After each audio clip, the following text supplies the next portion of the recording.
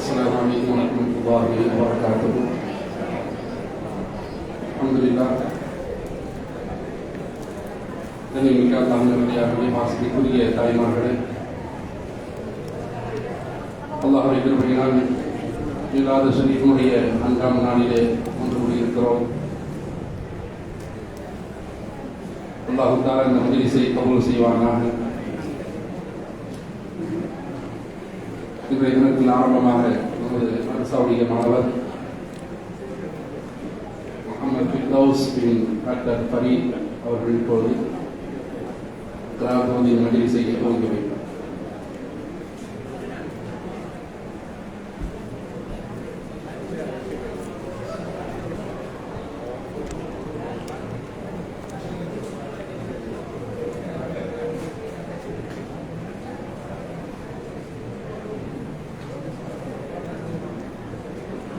Assalamu alaikum warahmatullahi wabarakatuh. A'udzu billahi minasy syaithanir rajim. Bismillahirrahmanirrahim. Was-samaa'i wat-thariq. وما أدراك ما الطارق النجم الثاقب إن كل نفس لما عليها حافظ فلينظر الإنسان مما خلق من دافق يخرج من بين الصلب والترائب إنه على رجعه لقادر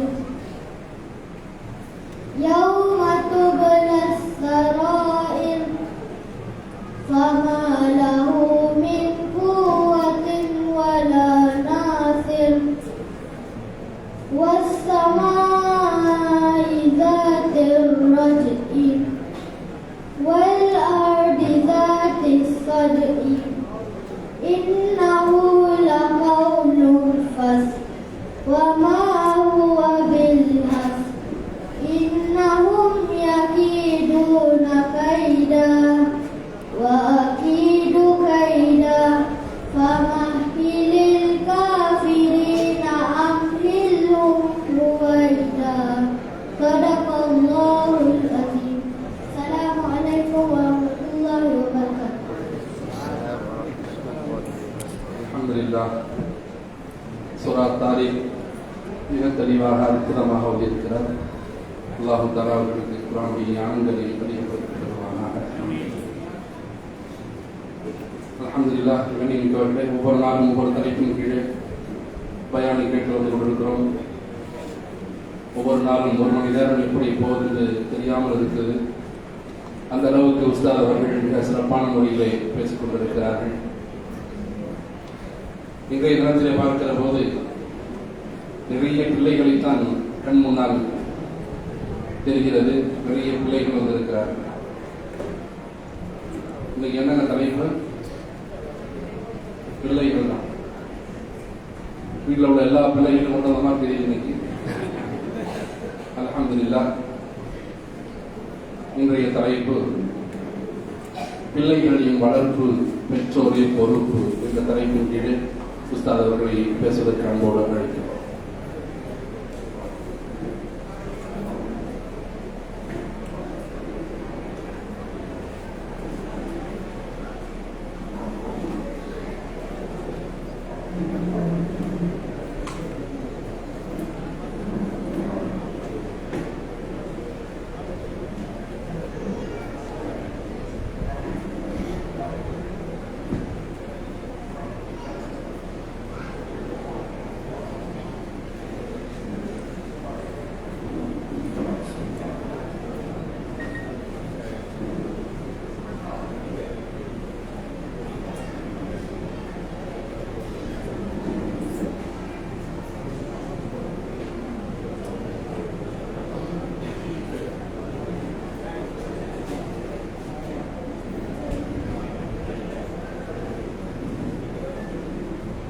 السلام عليكم ورحمة الله وبركاته.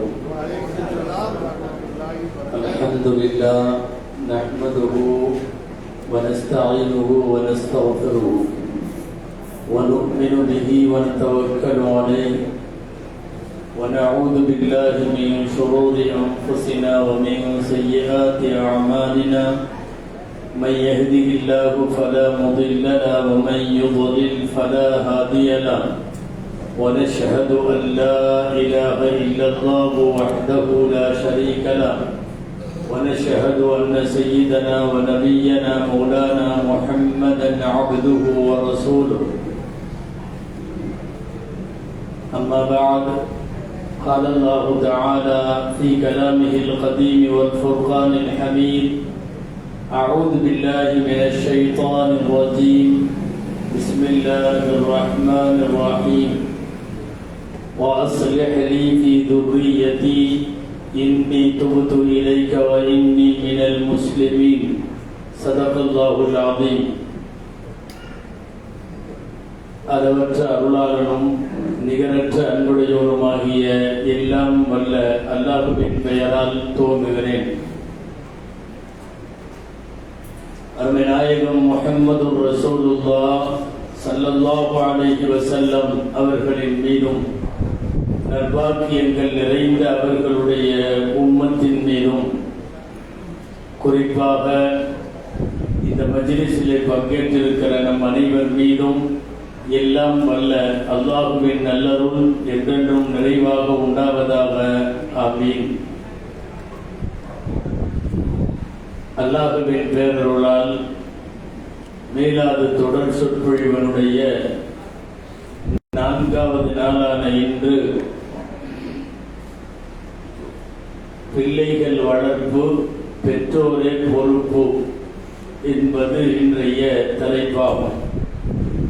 துஆ செய்வோம். அல்லாஹு ஜல்ல ஷானஹு தஆலா பயன் தரும் விஷயங்களை பேசவும் நாம் கேட்கவும் அது குறித்து சிந்திக்கவும் வரும் நாட்களிலே செயலாற்றவும் அல்லாஹ் அருள் புரிவானாக.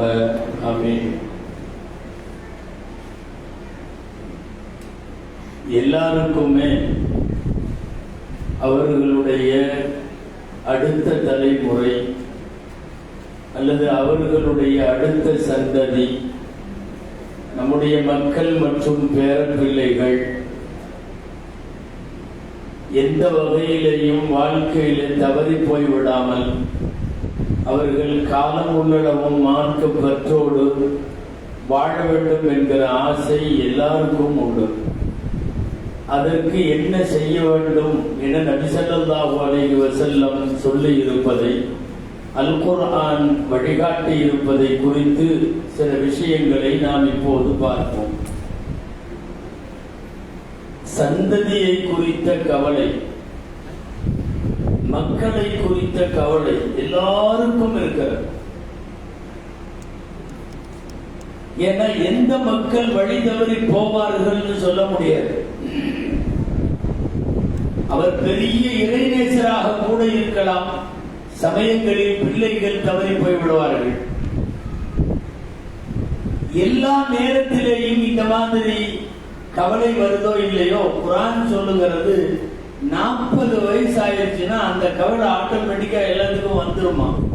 சந்ததி என்னாகுமோ, சந்ததியை கரெக்டா கொண்டு வரணுமே, நமக்கு பின்னாடியும் நம்முடைய மக்கள் சரியா இருக்கணுமே அப்படிங்கிற ஒரு கவலை வருமா. குர்ஆன்ல இப்படி ஒரு ஆயத்து வருது, ஹத்தா இதா பலக 40 சனா, 40 வயதை அடைந்து விட்டால் கால ரப்பி அவுஸிஅனி, அவன் அல்லாஹ்ட்ட துஆ செய்வானா.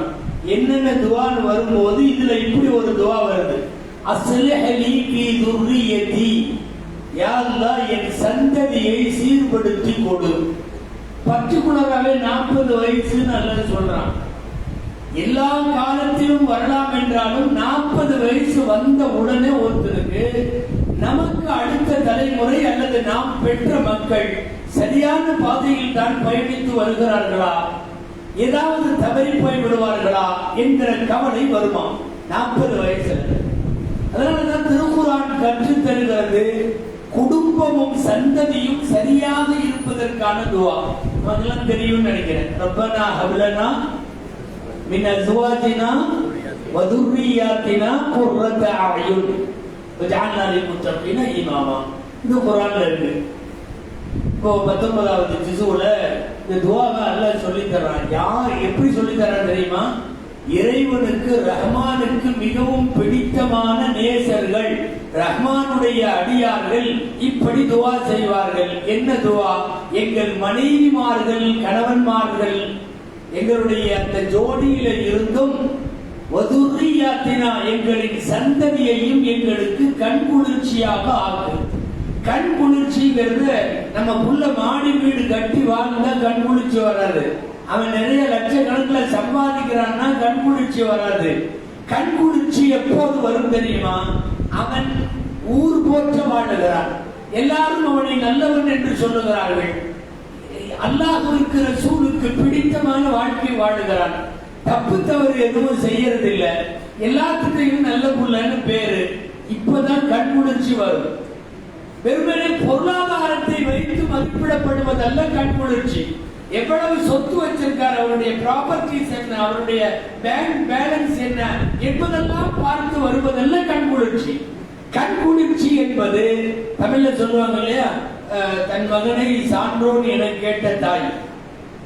என் மகன் நல்லவன்றது என் காதுல விழுகணும், அதை விட சிறந்த பேரு வேறு எதுவும் இல்லை. அதனால் சந்ததிகள் சரியாக வளரணும். இது எல்லாரும் கேட்டாங்க, இறைநேசர்களே கேட்கிறாங்களே, என் சந்ததியை சரிப்படுத்தி கொடுன்னு. குர்ஆன்ல 28 இடத்துல இப்ராஹிம் அலைஹிஸ்ஸலாத்து பத்தி ஒரு வார்த்தை வருது. அதே வார்த்தை, அதே பேட்டர்ன். என்ன தெரியுமா? மாகான மினல் முஷ்ரிகீன், அவர் ஒருபோதும் இணை வைப்பவர் அல்ல, ஒருபோதும் இணை வைப்பவர் அல்ல. 28 இடத்துல இதே ஃபார்மேட் எல்லாம் பயன்படுத்துறான். அவங்களுக்கு மட்டும்தான் சொல்றான், இப்ராஹிம் அலைஹிஸ்ஸலாம் ஒருபோதும் இணை வைப்பவர் அல்ல. ஹனீஃபா அப்படின்னு வார்த்தை வருது குர்ஆன்ல, பல இடத்துல வருது. எல்லா இடத்துலயும் அந்த ஹனீஃபாங்கிற வார்த்தையை இப்ராஹிம் அலைஹிஸ்ஸலாத்துக்கு மட்டும்தான் சொல்றான்ல, வேற யாருக்கும் சொல்லல, எந்த நபிக்கும் சொல்லல. ஹனீஃபா அப்படின்னா என்ன அர்த்தம் தெரியுமா? இந்த பக்கமும் அந்த பக்கமும் சாயாம பியூர் முஸ்லிம், பியூர் முஸ்லிம், கலப்பற்ற முஸ்லிம், மாசு மறுவற்ற முஸ்லிம், எந்த விதமான கலப்படம் இல்லாத தூய்மையான பொருளுக்கு இந்த பக்கமும் அந்த பக்கமும் சாயாம நேரா இருக்கிற பொருளுக்கு ஹனீஃபான்னு பேரு. இப்ராஹிம் அலைஹிஸ்ஸலாத்துக்கு தான் அந்த வார்த்தையும் வருது. நான் எதுக்கு சொல்றேன், அவரை ஹனீஃபாங்கிறான், பியூர் முஸ்லிம். அவர் மக்கான மினல் முஷ்ரிகீன், அவர் ஒருபோதும் இணை வைப்பவர் அல்லன்னு சொல்றான். அந்த இப்ராஹிம் அலைஹிஸ்ஸலாம் தங்களுடைய பெற்ற மகன் இஸ்மாயில் அலைஹிஸ்ஸலாத்தை கூட்டிட்டு போய் காபத்துல்லாஹ்ல நின்று துஆ செய்றாங்கல்ல. என்ன துஆ தெரியுமா? வஜ்னுபுனி வபனிய அன் நஅபுதல் அஸ்னாம். யா அல்லாஹ், விக்கிரகங்களை சிலைகளை வழிபடுவதை விட்டும் என்னையும் என் பையனையும் காப்பாத்து. அல்லாவே சொல்றான் இவர் இப்படி போக மாட்டாருன்னு. இவர் பியூர் முஸ்லிம்னு சொல்றான். ஆனாலும் எங்க தன்னுடைய சந்ததி அடுத்த தலைமுறை தப்பா போயிருமோங்கிற பயம் அவ்வளவு பியூர் முஸ்லிமுக்கே வந்திருக்கிறது. இதுக்கு அவருக்கு பேர் அல்லாஹ்வுடைய நண்பர், கலீலுல்லாஹ் பேர்.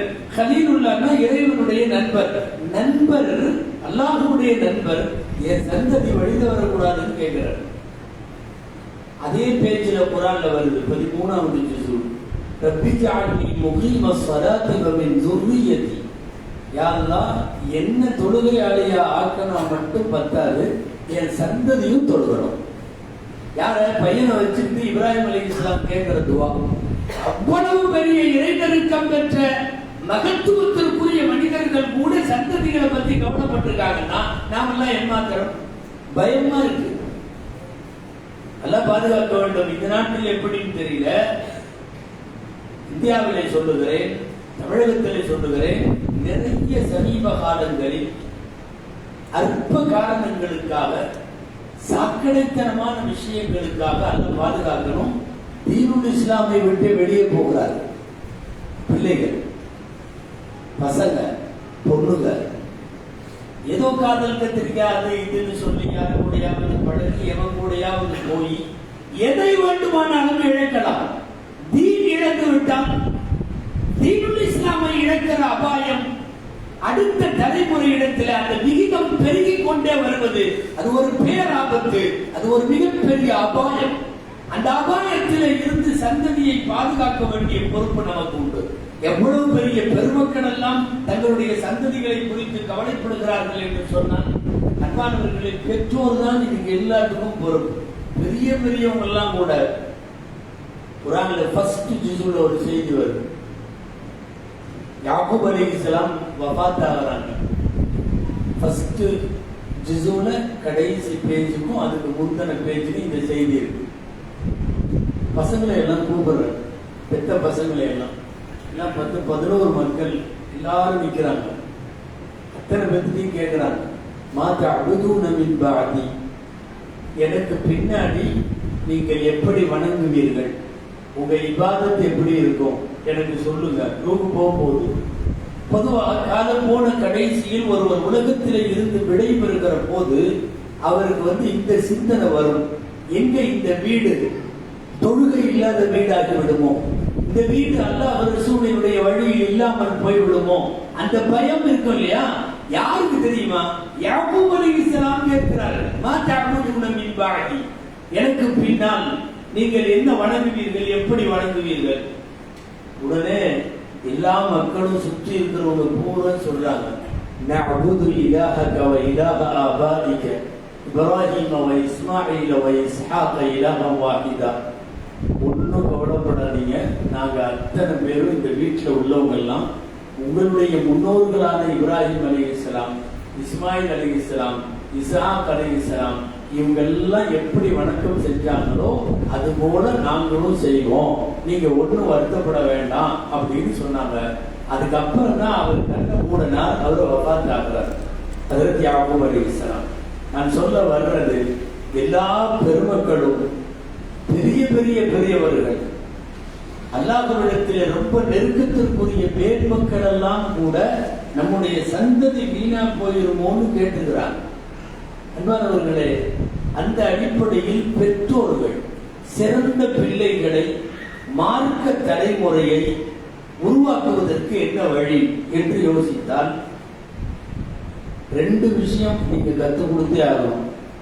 ஒன்று தஅலீமுத்தீன், மார்க்கம் சொல்லித்தரணும். இன்னொன்று தஅலீமுல் அதப், ஒழுக்கம் சொல்லித்தர வேண்டும். இந்த 2ம் சொல்லித்தரணும். இந்த 2ம் வேற எங்கேயும் பெரும்பாலும் கிடைக்காது. இன்னைக்கு இருக்கிற ஸ்கூல்ஸ், காலேஜஸ், யூனிவர்சிட்டிஸ் இதெல்லாம் தீனும் தருவதில்லை, ஒழுக்கமும் தருவதில்லை. இது எல்லாத்துக்குமே தெரியும். மார்க்கத்தை தருவதற்கு, தீனை தருவதற்கு, அதே போல ஒழுக்கத்தை தருவதற்கு தோற்று போயிருக்கிறது கல்வி கூடங்கள். நீங்க யாரும் கல்வி கூட சம்பந்தப்பட்டவங்க நடத்துறவங்க எல்லாம் இருந்தா கோவிச்சு கூடாது. டோட்டலா இன்னைக்குள்ள சிலபஸ், இன்னைக்குள்ள ஸ்டூடெண்ட்ஸுக்கு நாம அமைக்கப்பட்டிருக்கிற அந்த பாட திட்டம், அதனுடைய கரிக்குலம், அதனுடைய ஸ்டடீஸ் ஆக்டிவிட்டிஸ் எங்கேயுமே ஒழுக்கம் சார்ந்து கல்வி இல்லை. இங்க இருக்கிற காலேஜுகள் ஏதாவது வித்தியாசமா இருக்கான்னு எனக்கு தெரியாது. பொதுவா சொல்லுகிறேன், கல்லூரிகள், பல்கலைக்கழகங்கள் உயர் படிப்பை தரக்கூடியவை மாணவர்களுக்கு மார்க்கம் தருவதில் தோற்றிருக்கிறது, ஒழுக்கம் தருவதில் தோற்றிருக்கிறது. இந்த ரெண்டையும் முதல்ல வீட்டில இருந்தா கொடுக்கணும். வீட்டிலிருந்து தரப்பட வேண்டும், பெற்றோரால் தரப்பட வேண்டும். அதே போல அதற்கு என்கிற ஒழுக்கம். இன்னைக்கெல்லாம் அவன் எப்படி எப்படியோ காலேஜுக்கு போறான். சின்ன பையனா படிக்கிறப்ப கூட நல்லா இருக்கிறான், மேல போக போக வேற மாதிரி போறான். அவன் போடுற டிஷர்ட்டும், அவன் வச்சிருக்கிற ஹேர் ஸ்டைலும், அவன் முடியும், அவன் ஸ்டைலும் எல்லாம் இங்கெல்லாம் எப்படின்னு தெரியல. எங்க ஊர்ல எல்லாம் முள்ளம்பன்றி மாதிரி மேல தூக்கிட்டு நிக்கிற முடி, அது இங்க அப்படிதான் தான் இவங்க மேல தூக்கிட்டு நிக்குது. இடையில வண்டியை நிறுத்தி கண்ணாடியில பார்த்து நிக்கிதா படிச்சுட்டான்னு பாக்குறாங்க. அதை பார்த்துட்டு அதை கரெக்ட் பண்றான். அது என்னமோ தெரியல, அப்படி நிக்குதுங்க, ரெண்டு குத்தா அப்படியே நிக்குது. இங்க சில பேர்லாம் தொப்பி போட்டு கெட்டப் மறைச்சிருக்கிற மாதிரி தெரியுது, அப்படி நிறுத்திக்கிறான். அது வேணான்னு சொல்ற மாதிரி எல்லாம் வெட்டான். சைடு பூரா கரண்டி, இந்த பனைமரத்து தேங்காயோட இது இருக்குமல்ல, பூரா மண்டை கிடக்கு, உச்சி குடும்பியில மட்டும் இப்படி நிக்குது. அதுவும் ஒரு எந்திரிச்சு வானத்தை பார்த்து நிக்குதுங்க. அப்படி ஒரு முடி வச்சிருக்கான். ஹதீஸ்ல தெளிவாவே இருக்கு, நடுவுல மட்டும் முடி வச்சு ஓரத்தை கரைச்சி ஓரம் பூரா வெட்டுறவங்களுக்கு அல்லாஹ்வுடைய சாபம் உண்டாகட்டும் இருக்கு. இன்னைக்கு அதான் ஸ்டைல் கட்டிங். ஆனா அந்த கட்டிங்கோட போறான். ஒரு டிஷர்ட்டுங்கிற பேர்ல அது வவுத்தோட நிக்குது. அவன் என்னமோ ஒரு லோ ஹிப் பேண்ட்னு ஒண்ணு போறான், அல்லாஹ் பாதுகாக்கும். அது அத்துவானமா நிக்குது. ஆமா, ஜஸ்ட் ஸ்லிப் எங்க வேணாலும் அந்த மாதிரி இருக்கு. அல்லாஹ் அக்பர். அப்படி ஒரு பேண்ட் அவன் ஒரே ஒரு ஒத்த நோண்டு எடுத்துட்டு போறான் காலேஜுக்கு. அவன் ஹேர் ஸ்டைல், அவன் ட்ரெஸ் கோடு, அவன் லைஃப் ஸ்டைல், இதை எதையும் கண்டிக்கிற நிலைமையில காலேஜுகளும் இல்லை, ஸ்கூலுகளும் இல்லை, யூனிவர்சிட்டிகளும் இல்லை. யாரும் கண்டிக்கிறது இல்லை. நீ எப்படி வேணாலும் வா, எங்களுக்கு தேவை மார்க்கு, நீ பாஸ் ஆகிட்டியா போதும், அவ்வளவு. நாங்க ஒரு பேனர் வச்சிருவோம், எங்க ஸ்கூல் 70% நாங்க ரிசல்ட் கொடுத்துட்டோம்னு சொல்லி நாங்க பெருமைப்பட்டுக்குவோம், அவ்வளவுதான். அப்ப ஒழுக்கம் சார்ந்து பிள்ளைகளுக்கு ஒழுக்கத்தை, பிள்ளைகளுக்கு தரமான தீனை இன்றைக்கு கல்வி கூடங்கள் தருவதில்லை. தர்றதா இருந்தா ரெண்டு இடம் தான். ஒண்ணு உங்க வீடு தரணும், தீன் தருவதாக இருந்தாலும், அதப்பு என்கிற ஒழுக்கம் தருவதாக இருந்தாலும், இந்த ரெண்டும் உங்க வீட்டில் இருக்கணும். அல்லது பள்ளிவாசல்களோடு இயங்கிக் கொண்டிருக்கக்கூடிய மதரசாக்கள் வழியாக அல்லாஹ் ரசூலை பற்றி சொல்லி தரணும். இந்த ரெண்டு இடத்தை தவிர வேற எங்கேயும் இன்னைக்கு உள்ள சூழல்ல அவர்களுக்கு மார்க்கமும் அதே மாதிரி ஒழுக்கமும். நீங்க சில பேர் நினைக்கலாம், நாங்க ஓத வச்சிட்டோம், பையன் குரான்லாம் ஓதும். அது மட்டும் அல்ல, வெறுமனே குரான் ஓதுறது மட்டுமல்ல. மார்க்க அறிவுங்கிறது தேவையான அளவுக்கு குரான் தெரியணும், ஹதீசுகள் தெரியணும், ஃபிக்ஹ் என்கிற மார்க்க சட்டம் தெரியும். நிறைய பேருக்கு கடமையான குளிக்க தெரியல. பருவம் அடைந்து விட்டதற்கு பின்னாலும் கூட பெண்களுக்கு சுத்தம் குறித்த பல விஷயங்கள் தெரிவதில்லை. ஃபிக்ஹ் என்கிற மார்க்க மசாயில்கள் தெரியும், அகீதா என்கிற கொள்கை தெரியும். அது அகீதா, கொள்கை சார்ந்த விஷயம் தெரியணும். இதுக்கெல்லாம் தாண்டி அஞ்சாவதா சீரத் என்கிற நம்முடைய வரலாறு தெரியும். ஸல்லல்லாஹு அலைஹி வஸல்லம் வரலாறு, சஹாபாக்கள் வரலாறு, ரூஹல்லாஹு, உமர் ரலியல்லாஹு, உஸ்மான் ரலியல்லாஹு, அலி ரலியல்லாஹு அன்ஹு, சஹாபாக்கள், தாபீன்கள், தபஅ தாபீன்கள், இமாம்கள், மஷஹூர், நீண்ட வரலாறு எல்லாமே புக்ஸ்ல இருக்கு. இன்னைக்கு இது எல்லாம் சேர்த்து கொடுப்பதற்கு பெயர் தான் மார்க்க கல்வி. வெறும் குர்ஆன் எனக்கு பார்த்து ஓத தெரியும் அப்படிங்கிறது மட்டுமல்ல, குர்ஆன், ஹதீஸ், ஃபிக்ஹ், அகாயித், சீரா அஞ்சு தெரியும். இது எல்லாமே முறை பிரகாரம் ஒரு சிலபஸா வச்சு போதிக்கிற இடங்கள் மதரசாக்கள் தான். எனவே உங்கள் வீடு ஒழுக்கத்தையும் மார்க்கத்தையும் தரலாம், அல்லது மதரசாக்கள் மார்க்கத்தையும் ஒழுக்கத்தையும் தரலாம். அதுல குறிப்பா குர்ஆன். அல்லாஹ் அக்பர். அதாவது பருவ வயதை தொடரலாம் ஒரு பையன் அல்லது பொண்ணு, அது வரைக்கும் பார்த்து கூட குர்ஆன் ஓத தெரியலன்னா நீங்க யாரும் கோச்சு கூடாது. அவங்க தந்தையாக தாயாக இருக்கிற தகுதி இல்லைன்னு அர்த்தம். ஏங்க நான் பெத்த புள்ள, நான் தான் வளர்த்துறேன், அது குழந்தையில இருந்து என் கையில இருக்கு. அதுக்கு வயசு இப்ப 14, 15. ஆனா அதுக்கு குர்ஆன் ஓத தெரியாதுன்னா நல்ல தகப்பனாக நான் இல்லை என்று போதும், நல்ல தாயாக அந்த தாய் இல்லை என்று போதும். யாராக இருந்தாலும் சரி, பருவ வயதிற்கு முன்னால் பார்த்து வாசிக்கிற அளவுக்கு கூட ஒரு வீட்டில் குர்ஆன் ஓத தெரியாதவன் அல்லது தெரியாத பெண் இருக்கிறான் என்றால் முழு விதமான பாவ சுமையும் அந்த தாய்க்கும் தந்தைக்கும் பொறுப்பு. நம்மளை நாமே கேட்டுக்க வேண்டியதான், நம்ம வீட்டுல அப்படி இருக்கா அப்படிங்கிறது. குர்ஆன் ஓத கூட தெரியவில்லை என்றால் பெற்றோர்கள் என்ன விதமாக அவர்களை உருவாக்கிவிட முடியும்? நேர் மாற்றம் அல்லாஹ்வுடைய பெரிய கிருபை. நிறைய இடத்துல 8 வயசுல 10 வயசுல எல்லாம் ஹாஃபிஸ் ஆயிடுறாங்க. அல்லாஹ் அக்பர். அல்லாஹ் நம்முடைய சந்ததிகளில் நிறைய ஹாஃபிதுகளை உருவாக்குவானாங்க. வாயில ஆமீன் சொல்ற நிறைய பேரு மனசுல பக்காவா பையனை ஆப்சாவாக்கணுங்கிற நியத்தெல்லாம் இல்லை. எதுக்க உள்ள கொண்டு போய் எங்கேயாவது இன்டர்நேஷனல் ஸ்கூல்ல விட்டு அவன் அப்படியே போய் அவன் இங்கிலீஷ் பேசுறான், ஜப்பானீஸ் பேசுறான், பிரெஞ்சு பேசுறான், மலாய் பேசுறான், எந்த இளவெல்லாமும் பேசுறான். அரபியை தவிர அரபி மாத்திரம் வரமாட்டேங்குது. எங்கேயாவது சபையில உட்கார்ந்து அவனுக்கு படுற பாடு ஹஸரத் அல் ஃபாத்திஹா அப்படிம்பாரு. இப்படி இந்த பக்கமும் அந்த பக்கமும் திரும்பிட்டு அப்படியே குடிச்சிருவான். இல்லைன்னா போன் வர்ற மாதிரி வெளியே போயிடுவான். போத தெரியல. அரபி அறுத்து போட்டாலும் சில பேருக்கு வராது. அதனாலதான் ஒரு அரபி தெரியாதனாலதான் மாப்பிள்ளையா வந்து உட்கார்ந்த உடனே நிக்கால சொல்லி கொடுக்கறது. அஷ்ஹது அல்லா இலாஹா சொல்லு, நீ என்ன நிலைமையில வந்திருக்கீங்கன்னு தெரியல, களிமால் இருந்து ஆரம்பி சொல்லியிருக்கேன். அங்கேயும் ஏதாவது அரபி வார்த்தை வந்துச்சுன்னு வைங்க, அவனுக்கு அலர்ஜி.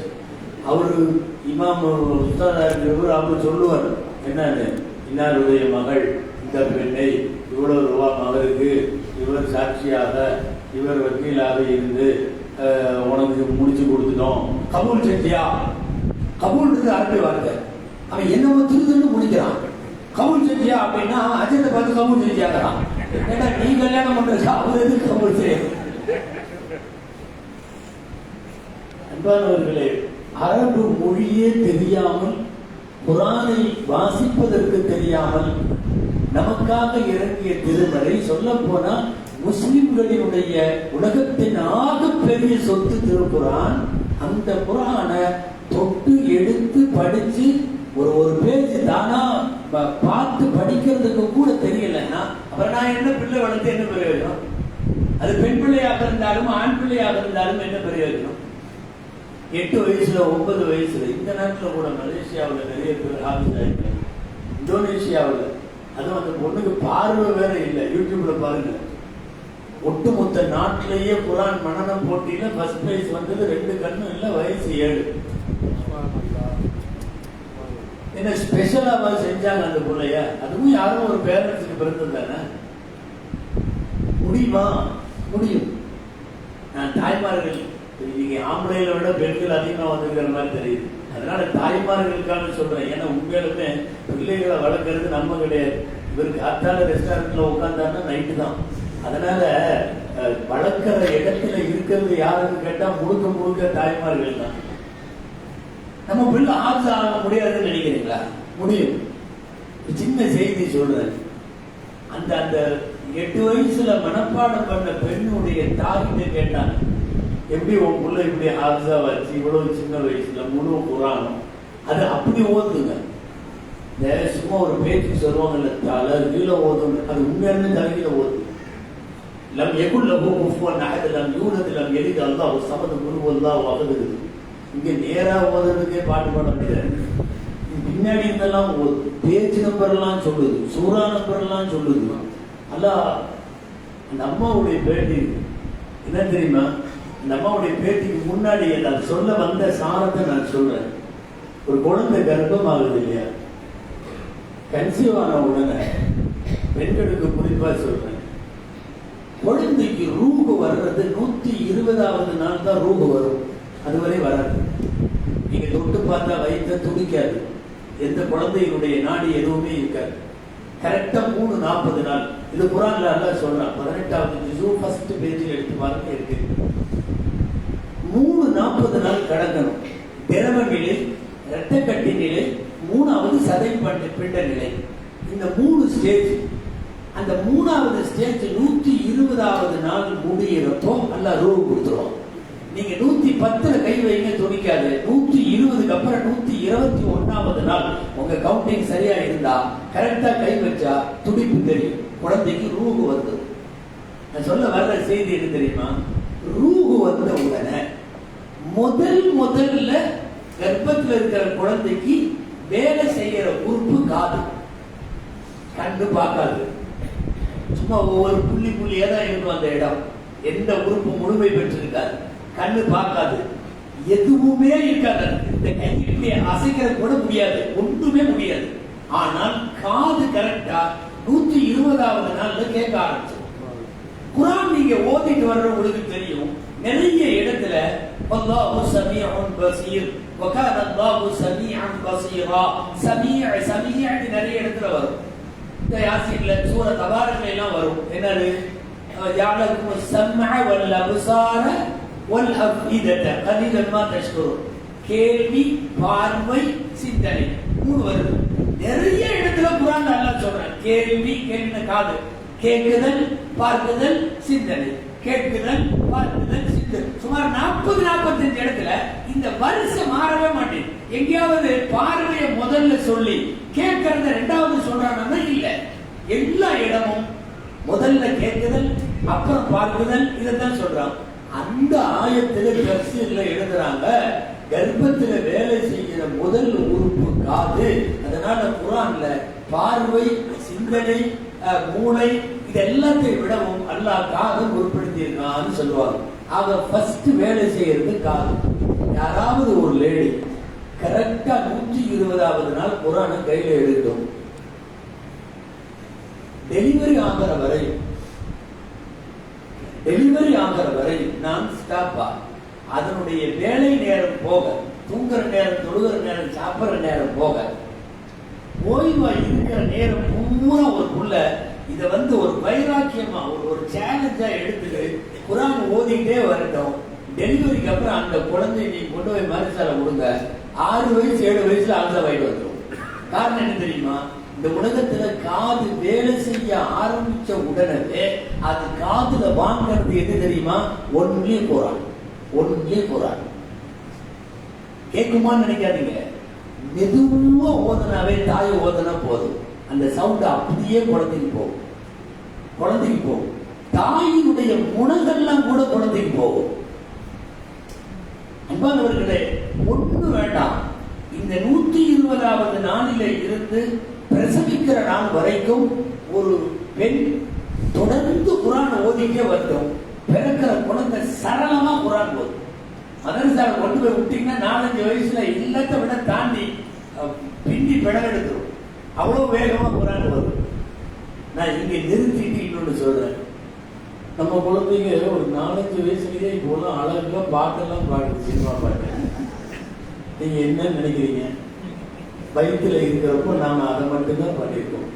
அப்படியே 7 மாசம் 8 மாசம் பௌத்தோட உட்காந்து பிக் பாஸ் பார்க்கணும், அந்த சீரியல் பார்க்கணும், சினிமா பார்க்கணும். பிக் பாஸ் எல்லாம் இங்கெல்லாம் இருக்கா? அதான் சொல்றேன், இல்லைன்னா தான் ஆச்சரியம். அது எல்லா இடத்துலயும் வச்சிருக்காங்க. அதாவது நாட்டை நாசமாங்கிறது கண்டுபிடிச்சிருக்கிற தொடர் அதெல்லாம். இது பிக் பாஸ் எல்லாம் பூரா குட்டை பாவாடையோட இருக்கும், பூரா ஸ்லீவ்லெஸோட இருக்கும், கால் மேல கால் போட்டு தான் உட்காந்து இருக்கும். சமயத்துல கையில சிகரெட்டை வச்சு தம் அடிக்கும். என்ன சொல்ல வர்றான்னு தெரியுமா? இதெல்லாம் இந்த காலத்துல சகஜம். வெளியே வாங்க எல்லாரும், இப்படி பண்ணிக்கலாம். இதுல சிகரெட் பிடிக்கிறதும், ட்ரெஸ் மோசமா போடுறதும், சின்ன ட்ரெஸ்ஸா, இதெல்லாம் தப்பு இல்லை இப்படின்னு ஒரு ஆங்கிலத்துல ஐடியாலஜிக்கல் சொல்லுவாங்க. ஐடியாலஜிக்கல் வயலன்ஸ், அதாவது ஒரு கருத்து உருவாக்கம், ஒரு நடத்தையை வேணும்னே கொண்டு அதெல்லாம் பெரிய தப்பில்லைன்னு திணிக்கிறதுக்குன்னு சில தொடர்கள் கண்டுபிடிக்கிறான். தொடர்கள் ஒளிபரப்புறான். அதுல உள்ளதான் இதெல்லாம். எது பிக் பாஸ் எல்லாம் நம்ம பூரா உட்காந்து எல்லா பாட்டும் பௌத்திர குழந்தை இருக்கிறப்ப கேட்டா அது வெளியே வந்த உடனே செம்ம டான்ஸ் ஆடுது, செம்மையா பாட்டு பாடுது. இதுல வேற சில பேரண்ட்ஸுக்கு பெருமை, எப்படி பாடுறா தெரியுமா? ஆஹா, அன்பானவர்களே, 7 வயசுல 8 வயசுல ஆபீஸ் ஆக்குவதற்கு ஒரு தாயால் நிச்சயம் முடியும். கர்ப்பத்தில் வயசானவங்க எல்லாம் நினைக்கிறாங்க இதை கொஞ்சம் முன்னாடியே சொல்லியிருக்கலாம்ல, நாங்கெல்லாம் கர்ப்பமா இருக்கிற காலத்திலேயே ஓதி இருப்போம். ஒண்ணு இல்லை, உங்க மகளோ பேத்தியோ சொல்லி கொடுங்க. அத மகளுக்கு சொல்லுங்கள், மருமகளுக்கு சொல்லுங்கள், பேத்திக்கு சொல்லுங்கள். இது குழந்தை தரித்ததில் இருந்து அதிகமாக குரானை ஓதிக்கொண்டே இருந்தால் போதும், நிச்சயமாக சாத்தியப்படும். இப்போ நான் சொல்ல வர்றேன், அந்த கண்டறியாத 8 வயசுக்குள்ள ஆபீஸ் ஆச்சு. அவங்க அம்மா சொன்ன விஷயம் இது என்னன்னு, நான் எப்ப பிரெக்னன்ட்னு சொல்லி எனக்கு தெரிஞ்சதோ அப்ப இருந்து நான் இந்த புள்ள வயிற்றுல இருக்கிற வரையும் நான் குரான் ஓதிட்டே இருந்தேன். எந்த அளவுக்குன்னா, உம்ராவுக்கு போயிருந்தேன், தவாஃபுல இந்த வயிற்றுல குழந்தை இருக்கிறப்ப தவாஃபு செஞ்சேன். அந்த தவாஃபுலையும் நான் குரானை ஓதிக்கிட்டே தான் தவாஃப் செஞ்சேன். தவாஃப்ல களிமா தான் ஓதணும், துவா தான் ஓதணும்னு இல்லை, குரான் ஓதலாம். குரான் அப்படியே கையில விரிச்சு வச்சுட்டு அல்லது மனப்பாடமா இருக்கிற சூறாக்களை ஓதிட்டு தவாஃப் செய்யலாம். அப்ப நான் அப்படி பண்ணேன். அப்ப ஆபீஸ்களாக மார்க்கப்பற்றோடு உருவாகக்கூடிய குழந்தைகளை உருவாக்குறது, வெளியில குழந்தை வந்ததுக்கு அப்புறம் வளர்க்கிற முறைங்கிறது அது அப்புறம். முதல்ல வயிற்றில குழந்தையை தாங்குகிற போதே இதையெல்லாம் தாராளமாக செய்ய முடியும். நடவில குரான் ஓது அந்த மாதிரி பிள்ளைங்க அங்க தமிழ்நாட்டில் கூட ஒரு பிள்ளை 7 வயசு முடிச்சிட்டாங்களே ஆபீஸாரி, முழு குரான் சோதனை பரீட்சையெல்லாம் வச்சாங்களே, ஜெயிச்சிருச்ச. ஒரு விழாவிட அந்த பெண்ணுக்கு தங்க நாணயம் எல்லாம் பரிசு கொடுத்தாங்க. அந்த விழாவில் நான் பேசுவதற்கு போய் தங்க நாணயம் நான் பரிசு கொடுத்தேன் அந்த பிள்ளைக்கு. 7 வயசுல முடியாதுலாம் இல்லை. இதுக்கு ஒரு சாதாரண குடும்பம் தான், பெரிய எல்லாமே ஆலிம்களா இருக்கிற குடும்பம், அவங்க எல்லாமே ஆபீஸ்கள், அதனால அவங்களுக்கு அப்படியே ஜீன்லயே அதெல்லாம் ஒண்ணும் இல்லை. ஒரு சாதாரண குடும்பத்தில் பிறக்கிற ஒரு பெண், ஒரு குழந்தை முடியும். சொல்ல போனா ஆம்பளை பசங்களை விட பெண்களுக்கு இது ஆகுறது ரொம்ப ஈஸி, முடியும். இவங்க கவனம் 4 பக்கமும் இருக்கும். பிசினஸ், அது இது, எக்கச்சக்கமான பிரச்சனை, பார்ட்டி, கஸ்டமர், செக், பேங்க், என்னென்னமோ இருக்கும். அதுல பெண்களை பொறுத்தவரை வட்டம் சுருங்கியது, அவர்களுடைய எல்லைகள் சுருங்கியது. ஒன்று கவனம் வச்சாங்கன்னா கரெக்டா அவங்களால மனப்பாடம் செய்வதற்கு முடியும். இன்னும் நிறைய பேர் மனப்பாடம் எல்லாம் எங்கேயோ போயிட்டோம், குரான் ஓத தெரியாதவங்க. 40 வருஷமா சில தொழுகையாளிகள் இருக்காங்க, குல்வல்லா மட்டும்தான் ஓடிட்டு இருக்கு. ஆமா, எப்போ முதல் ரகாயத்திலேயே குல்வல்லா, 2வது ரகாயத்திலேயே குல்வல்லா, தெரிஞ்ச இடம்னா குல்வல்லா, வேற சூறாக்களே தெரியாது. நான் அஜிக்கெல்லாம் போயிட்டு வந்தீங்க, அம்மா அங்கேயும் குழுவல தான் மனப்பாடம் செய்யறதுங்கிறது எவ்வளவு பெரிய விஷயம். அதுல சில பேர்லாம் குரான் மனப்பாடம் கிட்டத்தட்ட 150, 170 இடம், 160 இடம் இருக்கு. முத்தஷாப் சொல்லுவாங்க, ஒரே மாதிரி இருக்கும். ஜஸ்ட் மிஸ் ஆனா வழங்கிட்டு அங்க போயிடும், இந்த ஜூஸ்ல இருந்து அந்த ஜூஸுக்கு போயிடும். நம்மளுக்குள்ள நிறைய பேர் யாசின் ஓதிட்டு இருக்கிறப்ப தபாருக்கு போயிடுவான். வயக்கூலூன மதா ஹாதல் வஅதி குன்தும் சாதிகீன், 2 சூறாலே வரும். யாசின் ஓதிட்டு இருப்பான். வயக்கூலூன மதா ஹாதல் வஅதி குன்தும் சாதிகீன் குல் இன்னமல் இல்மு இன்தல்லாஹி வ இன்னமா அன நதீரும் முபீன். அங்க போயாச்சு, யாசின்ல இருந்து தபாருக்கு. தடுமாறாம இதெல்லாம் மனப்பாடம் செய்யணும்னா குழந்தை வயசுல மட்டும்தான், சிறுபிராயத்துல மட்டும்தான் முடியும். குலியாஜிவல் காக்கிற சூறாவை இன்னைக்கு மனப்பாடம் பண்ண சொல்லி பெரியவங்கள்ட்ட சொல்லுங்களேன், நடக்காது. 3 மாசம் ஆனாலும் நீங்க பையன்கிட்ட சொன்னீங்கன்னா நீட்டா ஓதிடுவாங்க. நான் இங்க டெய்லி ஓதுற பசங்களை கேட்கிறேன், அழகா ஓதுறாங்க, முழுக்க ஓதுனாங்க, முசம்பில் ஓதுனாங்க, இன்னைக்கு தாரிக்கு ஓதுனாங்க. இன்னும் அவங்க அம்மா அத்தாவை கொண்டு ஓத சொன்னா ஓதுவாங்களான்னு தெரியல. குலியாஜிவல் காக்கிறவங்க பெருசா யாரோ ஒருத்தர் முஸ்டால் தொழிலுக்கு வரல போல இருக்கு, இமாம யார் தொழு வைக்கிறதுன்னு யாரோ ஒருத்தர் திடீர்னு ஊர்ல சொல்றேன், முத்தவள்ளியே முன்னாடி தள்ளி விட்டாங்க, நீ போய் தொழு வை மகரிப்புல. சரி, அவர் ஏதாவது சின்ன சூறாவா ஒரு மாதிரி எடுத்து ஓத வேண்டியதான். அவர் புரியாதவர்கள் காப்பீடு எடுத்து ஓதிக்காரு. ரொம்ப நேரம் ஆகி தொழுக முடியவே மாட்டேங்குது.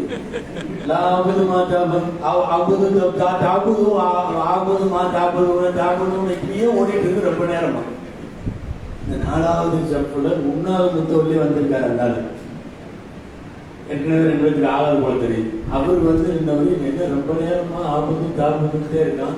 தொழுக முடிய மாட்டேங்குது. முதல்ல இந்த சூறாவை எடுத்து ஓதுற, ஏன் எடுத்து ஓதுறான்னு தெரியல. லக்கும் தீனுக்கும் வணிகத்தின்னு சொல்லி தொலை அப்படின்னு சொல்லிட்டு இருந்தாலும் தக்பீர் கட்டிட்டாரு. ஓத முடியாது. ஒரு பக்குவத்தை, ஒரு வயதை தாண்டி விடுகிற போது நான் சொல்ல வர்றது, நம்முடைய பிள்ளைகளை பணவா கொண்டு வர முடியும், ஓத வைக்க முடியும், ஹாஃபிதாக்க முடியும், நிறைய சூறாக்களை மனப்பாடம் பண்ண வைக்க முடியும். இது எல்லாமே வீடு சார்ந்த சூழலும். 2வது தான் மதரசா. ஸ்கூல்ஸ் காலேஜஸ் அறவே இல்லைன்னு சொல்லிட்டேன். மார்க்க ரீதியான அல்லாஹ் ரசூலை பற்றிய செய்திகளை சொல்லி ஒழுக்க மேம்பாட்டை கொண்டு வருவதற்கு கல்வி கூடங்கள் இன்றைக்கு தவறுகிறது. இது ஒரு பகிரங்கமான குற்றச்சாட்டு தான், யாரும் இதுல கோவிக்க முடியாது. அப்ப தர வேண்டிய இடம் எது? ஒண்ணு வீடு, இன்னொன்று பள்ளிவாசல்ல இயங்கக்கூடிய மதரசா. இதை தவிர வேற எதுவும் தெரியாது. நமக்கெல்லாம் வராதுன்னு அதுக்காக பெரியவங்க முடிவு பண்ணணும்னா, ஓத தெரியாத பெரியவங்க இருந்தா தயவு செய்து போய் உஸ்தாதிட்ட சொல்லி டைம் ஒதுக்கியாவது, கபருக்கு போறதுக்கு முன்னாடியாவது ஓத தெரிஞ்சுட்டு மௌத்த போகணும். இல்ல கபருக்கு போறோம், நமக்குன்னு இறங்கின ஒரு மெசேஜ் குரான் கடைசி வரைக்கும் திறந்து கூட பார்க்காம மூத்தா போறானே. கல்விக்கு கரை இல்லை, வயது இல்லை, தடை இல்லை.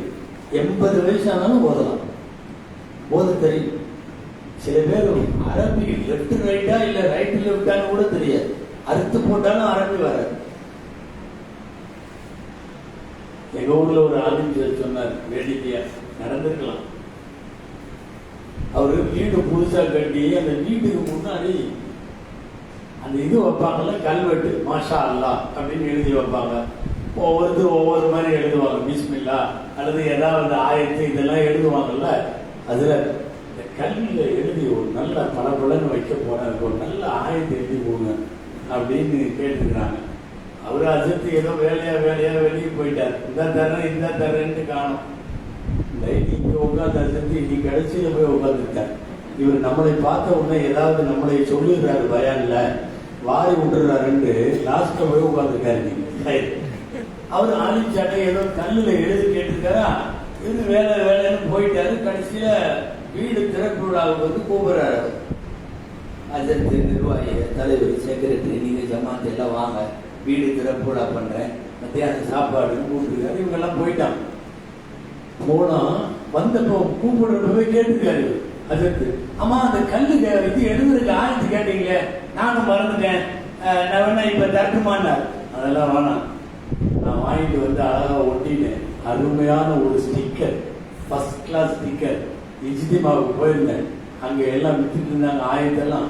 அருமையான ஒரு ஆயத்து வாங்கி, அந்த அவருக்கு அறுத்து போட்டாலும் குரான் ஓதுறது தெரியாது, அரபி தெரியாது. ஜிகின்னு அழகா அரபியில ஸ்டிக்கர் கிடைச்சது. நான் வாங்கிட்டு வந்து ஒட்டிட்டேன், நீங்க ஒண்ணு தர வேணாம், வீட்டுக்கு வாங்கன்ட்டார். வீட்டுக்கு போனா வாசல் வரை வந்து அதிர்ச்சி ஆகி அப்படின்னு நின்றுட்டாரு. உள்ள போக மாட்டேங்கிறார். ஏன்னா அவ்வளவு அழகான ஜிகின்னு ஸ்டிக்கர் ஒட்டிருக்குது. படிச்சு பார்த்தா, அல்லாஹும்ம இன்னி அஊது பிக்க மினல் குபுஸி வல் கபாயிஸ். எங்க டாய்லெட்டுக்கு போற துவாங்க.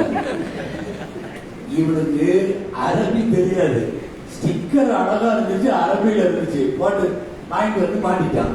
அவர் அப்படி ஸ்டன் ஆகி நிக்கிறார். அது இது நான் இஸ்திமாவுக்கு போனேன், அங்க பட்டணத்துல அருமையா வாங்கிட்டு வந்து மாட்டிட்டேன்னு இருக்காரு. அஜர்த்து ஏன் நிக்கிறாரு தெரியுமா? இதை ஓதிட்டு உள்ள போனா அதுக்கு பேர் வீடு இல்லை. எங்க இதை ஓதிட்டு எங்க போவோம்? முன்ன அரபியே தெரியாமல் 50 வயசு, 60 வயசு, 70 வயசு எல்லாம் காப்பாற்றணும். அதாவது இந்த ஒரு துரதிஷ்டம் நம்முடைய சந்ததிகள்ல ஆண் பிள்ளைகளுக்கோ பெண் பிள்ளைகளுக்கோ வந்துடக்கூடாது.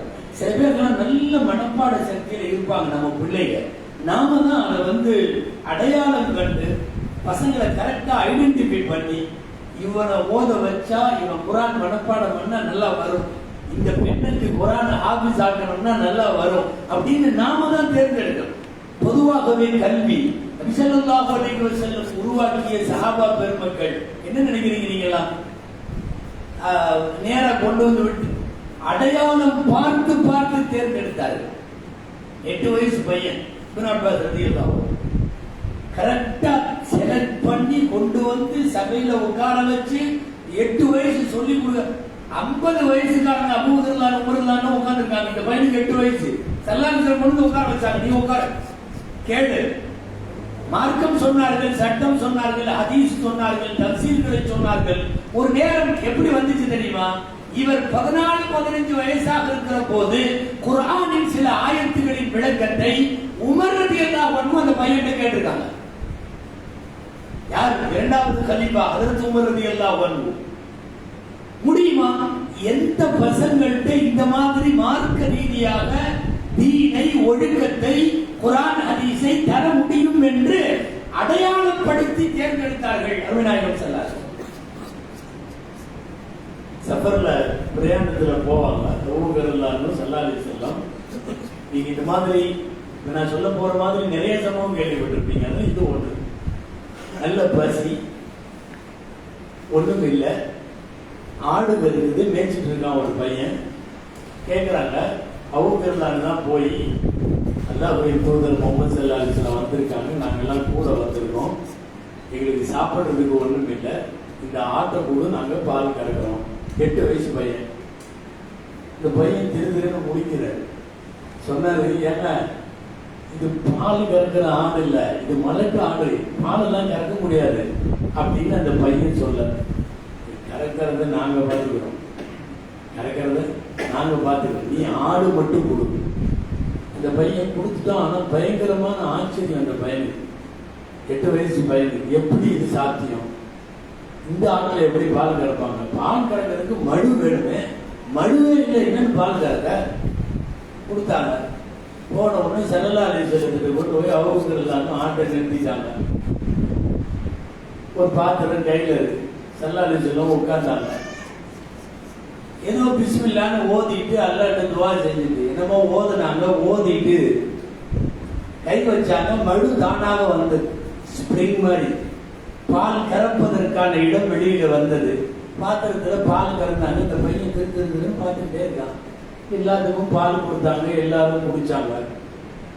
கடைசியில ஆட்டையும் கொடுத்துட்டு அந்த பையன்கிட்ட, இப்போ பொதுவாக நாம ஏதாவது வேலை செஞ்சா ஹெல்ப் பண்ணா பசங்கள்ட்ட கேட்போம்ல, உனக்கு என்ன வேணும் கேளு அப்படின்னு கேட்போம்ல. அந்த மாதிரி ஸல்லல்லாஹு அலைஹி வஸல்லம் உனக்கு என்ன வேணும் நான் அவன் ஏதாவது திருகமோ தீனாரோ பேச்சு படமோ என்னமா கேட்பான்னு நினைச்சு கேட்டாங்க, உனக்கு என்ன வேணும் அப்படின்னாங்க. எவ்வளவு விவரமான பையன் தெரியுமா?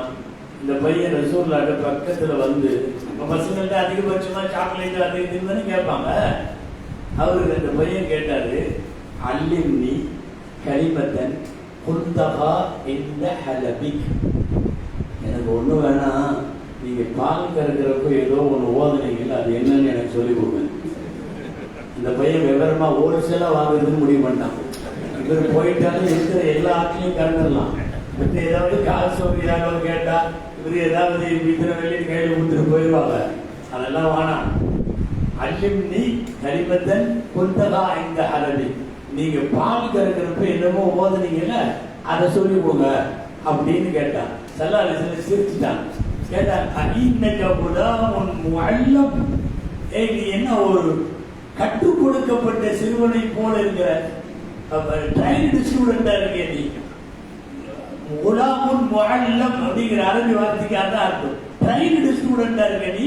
உனக்கு எப்படி 8 வயசுல நீ ஆடு மேய்க்க வேண்டிய ஆள் இல்லை, நீ வாய கூட அப்படின்னு தோல்ல கை போட்டு அந்த பாலைவனத்துல ஆடு மேய்ச்சிட்டு இருக்கிறப்ப கூட்டிட்டு வந்தவங்க தான் பின்னால பெரிய சஹாபி இப்னு மஸ்ஊத் ரலியல்லாஹு அன்ஹு.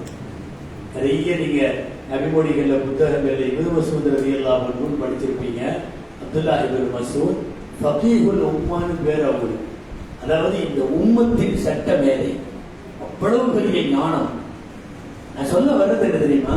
திறமை இருக்கிற மாணவர்களை, நமது பிள்ளைகளை நாம அடையாளம் கண்டு இவன் ஹாஃபிதானால், இவன் இப்படி ஆனால், இவனுக்கு இதையெல்லாம் கற்றுக் கொடுத்தால், இந்த பெண்ணுக்கு இந்த விஷயத்தை செய்ய வைத்தால் இவர்கள் மேலே வருவார்கள் என்று அடையாளம் கண்டு அவர்கள் உருவாக்கப்பட வேண்டும். இது சின்னதுல இருந்தே உருவாக்கு. சில பேர் எல்லாம் 10 வயசு ஆனதுக்கு அப்புறம் தான் மதரசா எங்க இருக்குன்னே விசாரிக்கிறான். அரபு நாட்டுல நான் அடிக்கடி சொல்றது, மதீனால கூட இன்னைக்கு வரைக்கும் இந்த பழக்கம் இருக்கு. என்ன தெரியுமா? ஒரு குழந்தை ஓத ஸ்டார்ட் பண்றது எப்ப தெரியுமா? 4 வருஷம் 4 மாசம் 4 நாள். 4 வருஷம் முடிஞ்சிருச்சு, 4 மாசமும் முடிஞ்சிருச்சு. 4வது நாள் அந்த குழந்தைய பக்கத்துல எங்க அடுத்த வீடா கூட இருக்கலாம், பள்ளிவாசலா இருக்கலாம், கொண்டு போய் ஓதுற இடத்துல உட்கார வச்சிருவாங்க. அலிஃபால இருந்து அங்கிருந்து ஆரம்பிச்சு இன்னைக்கும் மதீனால இந்த சிஸ்டம் இருக்கு. இந்த இதுல நம் தமிழ்நாட்டில் இருக்கு, சென்னையில இருக்கு. சென்னையில நாங்க போயிருக்கோம். அது ஒரு செலிப்ரேஷன் மாதிரி பண்ணி அந்த குழந்தைங்க அன்னைக்கு புது ட்ரெஸ்ஸை போட்டுவிட்டு அந்த குழந்தைய மடியில உட்கார வச்சு அதோட விரலை பிடிச்சி ஒரு தட்டுல சர்க்கரை போட்டு அதுல எழுதுவாங்க. அந்த குழந்தையோட விரலை பிடிச்சி அலிஃப் அப்படி அந்த பா இப்படி தா இப்படி போடுவாங்க. சில இடங்கள்ல அந்த குழந்தைக்கு மாலையெல்லாம் போட்டு விட்டுருவாங்க.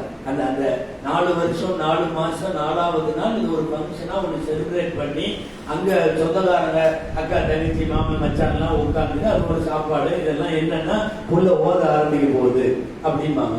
இது இன்னைக்கு பல இடங்கள்ல இருக்கு, பல நாடுகள்ல இருக்கு. நான் எதுக்கு சொல்ல வரேன் தெரியுமா? 4 வருஷம் 4 மாசத்துல கொண்டு போய் அந்த குழந்தை மதரசாவுக்கு போயிடுச்சுன்னா 8-9 வயசுல எல்லாம் சரளமா குரான் ஓதுற மாதிரி வெளிவந்துடும். 4-5 வருஷம் ரொம்ப தரவா குரான் ஓதி வெளியே வந்துடும். நாம இவன் 8th 9th படிக்கிறப்ப தான் விசாரிக்கிறான் மதரசா டைம் என்ன ஏது அப்படின்ட்டு. குழந்தைகளை அந்த பருவத்திலேயே கொடுத்து இதெல்லாம் நான் சொல்றது மார்க்கத்தை தர வேண்டிய பொறுப்பு பெற்றோர்களுக்கு உண்டு. 2வது நான் ஆரம்பத்தில் சொன்னது கல்வி, தீன் தர வேண்டும், ஒழுக்கம் தர வேண்டும். அடிக்கடி நீங்க கேள்விப்படுற ஹதீஸ், ஒரு பெற்றோர் தன் பிள்ளைக்கு வழங்குகிற அன்பளிப்புகளில் நல்ல ஒழுக்கத்தை விட சிறந்த அன்பளிப்பு வேற எதுவும் இல்லை. நீங்க எத்தனை கோடி வேணாலும் எழுதி வைக்கலாம், நிறைய வீடு வாசல் தோப்பு துறவு ஆட்சி எல்லாம் எழுதி வைக்கலாம். நல்ல ஒழுக்கம் தரவில்லைன்னா உன்னோட எல்லாமே நாசமா போயிடும். ஒழுக்கம் வேண்டும். இந்த ஒழுக்கத்தை தர வேண்டிய இடம் பெற்றோர் தான். முதல்ல அங்கிருந்து ஆரம்பிக்கும், அதுக்கப்புறம் தான் மதரசா, அதுக்கப்புறம் தான் கம்யூனிட்டி, அதுக்கப்புறம் தான் ஒட்டுமொத்த சமூகம். முதல்ல அவனுக்கு ஒழுக்கத்தை தர வேண்டிய இடத்தில் பெற்றோர்கள் தான் இருக்கிறார். இன்னைக்கு படிப்புன்னு போறா, எவனுக்கு ஒழுக்கம் அதெல்லாம் இல்லை. அவன் ஆசிரியரையும் மதிக்கிறது இல்லை, உன்னையும் மதிக்கிறது இல்லை. நான் சொன்ன மாதிரி அவன் என்னமோ நேர்ந்துட்ட மாதிரி வர்றான். அதாவது கல்விங்கிறது இன்னைக்கு என்ன ஆயிடுச்சுன்னு அவன் நிறைய தெரியணும். நான் 40 புத்தகம் படித்து விட்டேன், நான் 200 புத்தகம் படித்து விட்டேன், நான் 400 இது முடிச்சுட்டேன். நீ என்ன முடிச்சாலும் என்ன, அவ்வளவு படிச்சிருப்பேன். பேருக்கு பின்னாடி பார்த்தா பட்டம் மட்டுமே, அமுட்டு பட்டம்.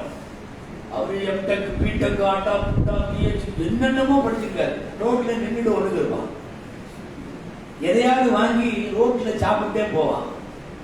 முருவத்து ஹிலாஃப்னு வருது மார்க்கத்தில். இதெல்லாம் என்ன சொல்றது, அன்டிசைட் ஃபெலோஸ். இதெல்லாம் நிறைய படிக்கிறது இல்ல. படிப்பு என்பது, கல்வி என்பது ஒழுக்கம் தர வேண்டும். The purpose of education is not information. Purpose of education, கல்வியினுடைய குறிக்கோள் வெறும் தகவல் தெரிவது அல்ல. நிறைய தகவல், எனக்கு 100 இது தெரியும், எனக்கு 300 இது மனப்பாடம், என்ன பண்ண ஒழுக்கம் சார்ந்து இல்லை என்று சொன்னால் இந்த பர்போஸ் அது கல்வியினுடைய தரம் போயிடுச்சு. வெறுமனே தகவல் எல்லாம் தெரிகிறது மட்டும்தான் அப்படின்னு இருந்தா நம்மளை விட ஆடு மாடுக்கெல்லாம் நல்லா தெரியும். நம்ம நினைச்சுக்கிறோம் அதுக்கெல்லாம் அறிவு இல்லை, நமக்கு தான் இருக்குன்னு. நம்மளை விட அது அட்வான்ஸா இருக்கு. எது? ஆடு மாடு கோழி குருவி நாய் நரி எல்லாம் நம்மளை விட நல்லா. ஒரு குச்சியை வச்சுட்டு கூப்பிடுங்க, ஆட்டை வந்துருமான்னு பார்ப்போம். அதெல்லாம் வருது. நம்ம தான் சமயத்துல எதுவும் கூப்பிடுறாங்க, என்னமா தந்தாலும் தருவாங்கன்னு போவோம். அது தெளிவா இருக்கும். நீங்க கல்லு எடுக்க வேண்டியது இல்லை, கல்லுக்கு குனிஞ்சாவே நாய் எஸ்கேப் குனிஞ்சாவே போதும், அது போயிடும். ரொம்ப ஷார்ப்பா இருக்கு, அதெல்லாம் அட்வான்ஸ்டா இருக்கு, நம்மளுக்கு தான் தெரியாது.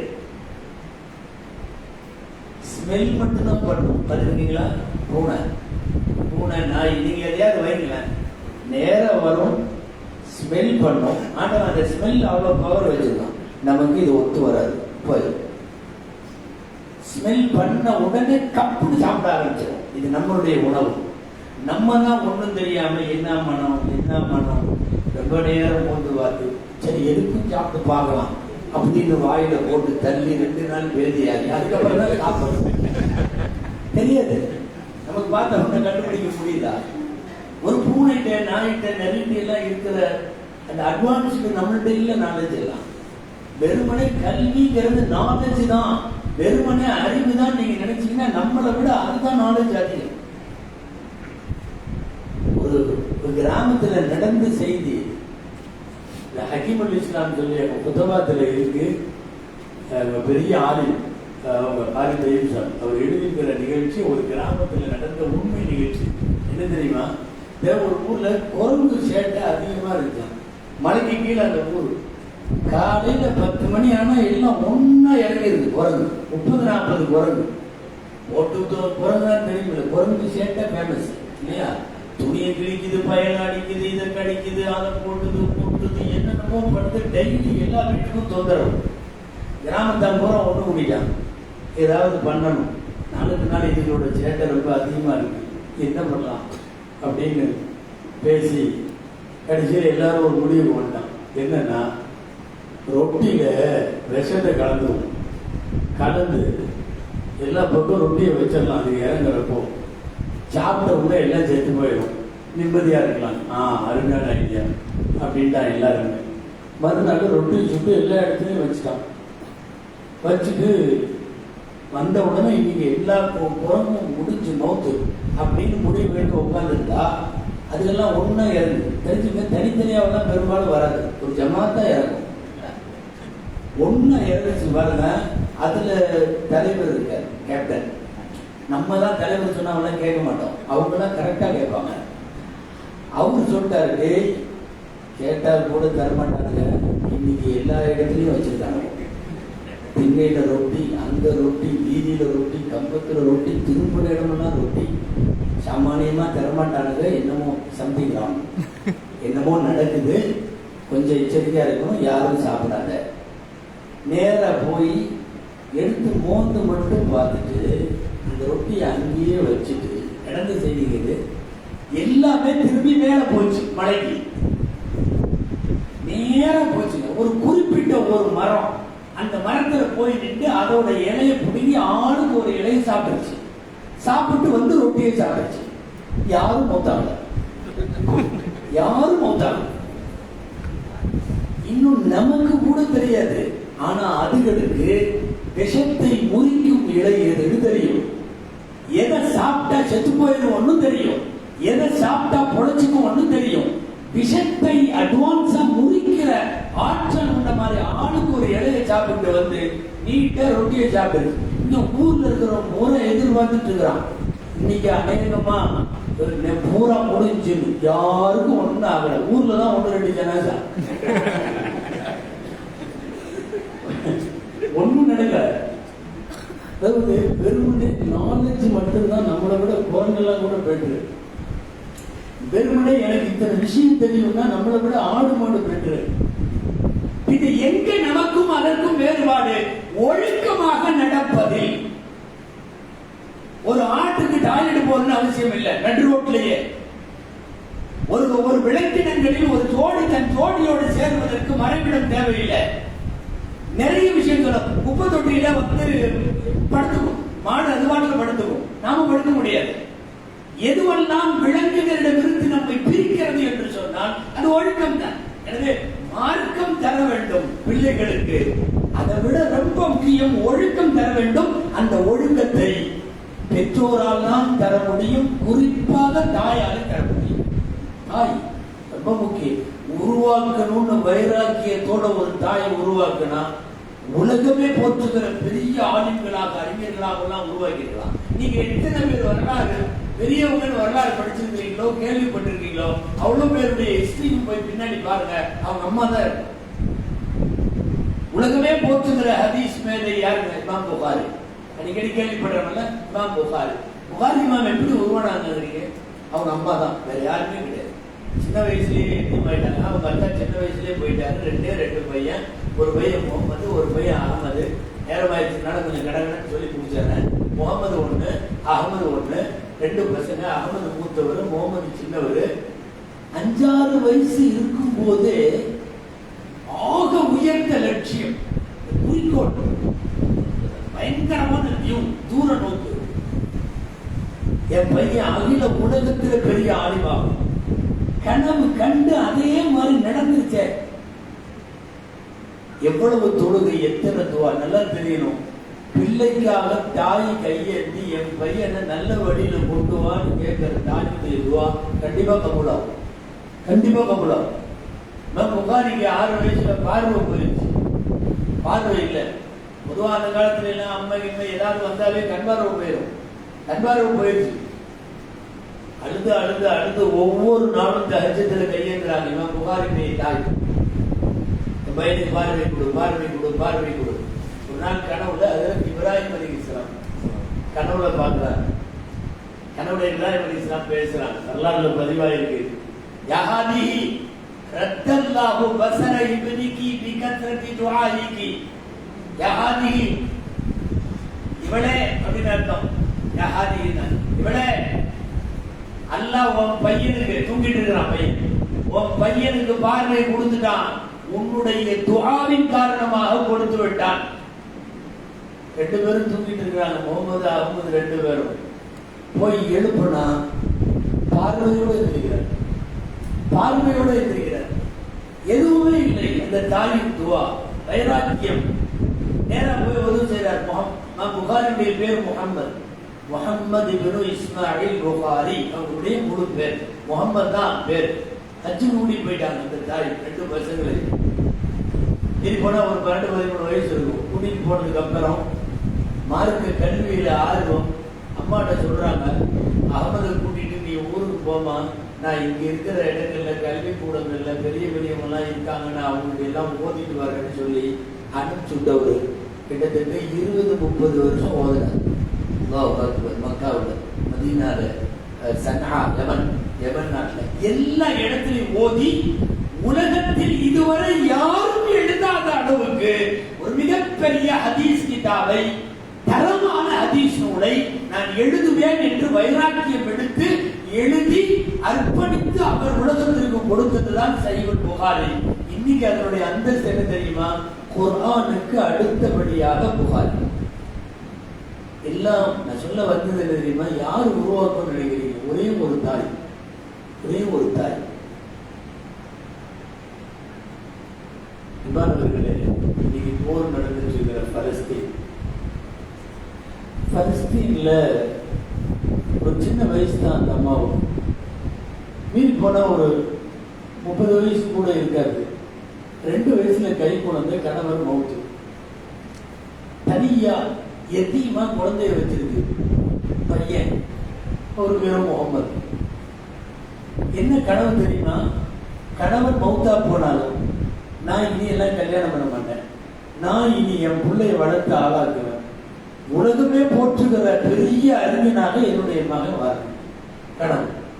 சரி, போய் அந்த ஊர்ல விசாரிக்க காசு இல்லை, ரொம்ப ஏழையான குடும்பம், கணவரும் போயிட்டாரு. விசாரிக்குது, என் பையனை நான் பெரிய அளவுல நான் மார்க்க மேதையை ஆக்கணும், நான் என்ன பண்றேன்? யாரும் சொல்லியிருக்காங்க, மக்காவுக்கு போயிரு. அந்த காலத்துல மக்காவுக்கு போயிரு, அங்க பயங்கரமான இல்மு கல்வி எல்லாம் இருக்கு, மார்க்க அறிவுலாம் இருக்கு, நீ போயிட்டுன்னா அங்க உன் பையன் பெரிய ஆளாயிடுவான். கிளம்பிருச்சாங்க அம்மா. அவங்கள்ட்ட இவங்கள்ட்டையும் கெஞ்சி, அந்த காலத்துல வாணிப குழு போகும், அந்த குழுல போய் மக்கால இறங்கி பையனை கொண்டு போய் கொஞ்சம் அங்க வளர்ந்து பக்குவம் வந்து ஒரு 5 வயசு 6 வயசு ஆன ஒண்ணு விட்டுருச்சு மதரசாவில். வீட்டுல மக்காவுடைய வீட்டுல பாத்திரம் தேய்க்கிற வேலை, வீட்டு வேலை செஞ்சு கொடுக்கறது, கூட்டி வடிச்சு பெருக்கி பாத்திரம் எல்லாம் கழுவி கொடுத்தா கொஞ்சம் காசு கொடுப்பாங்க. அது தனக்கும் கல்வி கற்றுக் கொண்டிருக்கிற தன் பையனுடைய செலவுக்குன்னு வச்சிச்சு. 5 வருஷம் ஓதுனார். இந்த பையனுக்கா விவரம் வந்து 10-11 வயசு ஆனவுடனே இனிமேல் நம்ம மார்க்கெட்ட கல்வியை படிச்சுக்கிட்டு அம்மா வேலை பார்த்துக்கிட்டு வீடு வீடா அதெல்லாம் வேணாம், அம்மாவுக்கு போய் ஹெல்ப்பாக இருக்கலான்னு போனால் அந்த அம்மா சொல்லுது, என்னால் இன்னும் வீட்டு வேலையெல்லாம் செய்ய முடியும், ஆண்டவன் எனக்கு திரகாத்திரம் கொடுத்துருக்கான். எல்லாரும் சொல்கிறாங்க மதீனாவில் போய் ஓதுனா நல்லதாமா, நீ கொஞ்சம் அங்கே போயிட்டு வா. அங்கே 5 வருஷம் 10 வருஷம் தாயை பார்க்கறது கூட வர மாட்டாங்க. நம்மள மாதிரியா எப்பவுமே ஆன்லைனில் இருக்கும். அதுவும் அவங்க அம்மா சட்னி அரைக்கிறதுலேருந்து எல்லாமே பூராமே ஆன்லைனில் போயிட்டு இருக்கு இல்லையா, ஒன்றுமே இல்லை. கொண்டு போய் விட்டு அங்கே 10 வருஷம் முடிச்சுட்டு வந்தார். இந்த அம்மா இன்னும் வேலை செஞ்சுட்டு இருக்கு. முடிவோடு வந்தார். இனி நாம போய் அம்மாவை உட்கார வச்சு சாப்பாடு போடணும் அப்படின்னு இந்த அம்மா சொல்லிச்சு. நான் இங்கே எல்லா பெரிய பெரிய ஆளுங்கள்கிட்ட விசாரிச்சுட்டேன். யமன் ஒரு இடம் இருக்கு, அங்கே சன்னான்னு ஒரு இடம் இருக்கு, அங்கே போனால் பெரிய ஆலயமாயிடலாமாம்மா, அங்கே அப்படி உள்ளவங்க 1-2 பேர் இருக்காங்களாம் ஹயாத்தோட, நீ அவங்கள்ட்ட போய் ஓதிட்டு வா. 3 வருஷம் யமன் முடிச்சுட்டு வந்துட்டார். ஒவ்வொரு தடவையும் போகக்கூடாதுன்னு நினைப்பாரு. இந்த அம்மா போக வச்சிடும். இந்த அம்மாவுக்கும் வயசாயிடுச்சு. வந்த உடனே இந்த அம்மா சொல்லுது, இன்னும் ஒரே ஒரு இடம் மட்டும் போயிட்டு வந்து, நான் இனிமேல் ஒன்று எங்கேயும் போக சொல்லவே மாட்டேன், நான் இந்த எப்படியாவது கஷ்டப்படுகிறேன் போயிடு. எங்கன்னா ரொம்ப பெரிய உயர் கல்வி எல்லாம் பக்தாதில் இருக்குதான். பக்தாதுக்கு போகாம என்ன ஓதுனாலும் முழுமை அடையாதுன்னு சொல்றாங்க. அதனால நீ பக்தாதுக்கு போயிட்டு வந்தது அப்படின்னு சொல்லுது. போனாங்க பக்தாது. 7 வருஷம் போதுன்னு அண்ணன் சொல்லுச்சு. அங்க போனா நிலவரம் வேற. என்னன்னா, இவரின் அறிவாற்றலை இவருடைய ஞானத்தை பார்த்து அங்க எல்லாம் கற்றுக்கொள்ளுவதற்கு வரிசையில் நிக்க ஆரம்பிச்சுட்டாங்க.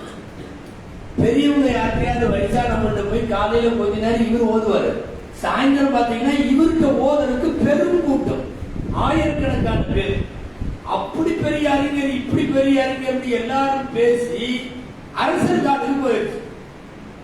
நான் நேற்றுக்கு கூட வரலாறு சொன்னேன்ல, சுபைதா அம்மாவோட கணவர் யாருன்னு சொல்லுங்க பார்ப்போம், ஹாரூன் ரஷீத்.